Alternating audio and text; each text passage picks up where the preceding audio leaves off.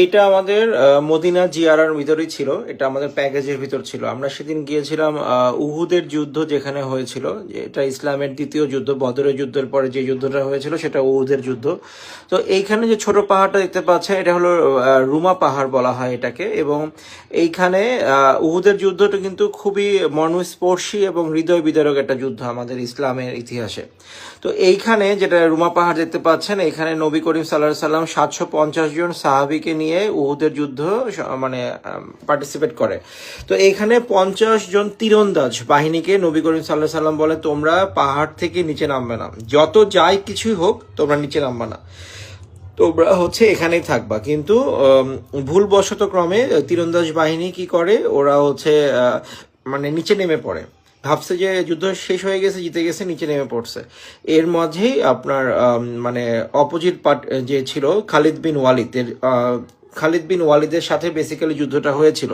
তো তোরা তখন এই রুমা পাহাড় দখল করে ফেলে এবং এখানে নবী করিম সাল্লাল্লাহু সাল্লামের দাঁত মোবারক শহীদ হয়। এবং এই জায়গাটা এটা উহুদের পাহাড় ছিল এবং এটা অনেক ক্ষেত্রেই খুবই তাৎপর্যপূর্ণ একটা যুদ্ধ। এবং এই যুদ্ধর সাথে 70 জন সাহাবীর কবরও আছে এই জায়গাটাতে, সুন্দর করে আপনার বাউন্ডারি দিয়ে রাখা আছে। এটা আপনার যারা মদিনাতে গেছেন তারা সবাই হয়তোবা গিয়েছেন এই জায়গাটাতে, কারণ সবার প্যাকেজের ভিতরে এই জিয়ারাটা থাকে, উহুদের পাহাড় দেখানো। এবং উহুদের পাহাড় নিয়ে একটা খুবই সুন্দর কথা আছে। নবী করিম সাল্লাল্লাহু আলাইহি সাল্লাম আল্লাহ তাআলা যখন পৃথিবী সৃষ্টি করলেন তখন পৃথিবীতে অনেক বড় কম্পন শুরু হলো। তো কম্পনগুলো ঠেকানোর জন্য পেরেকের মতো কিছু পাহাড় আল্লাহ তাআলা এখানে মানে দিয়ে দিলেন যাতে কম্পনগুলো থামানো যায়।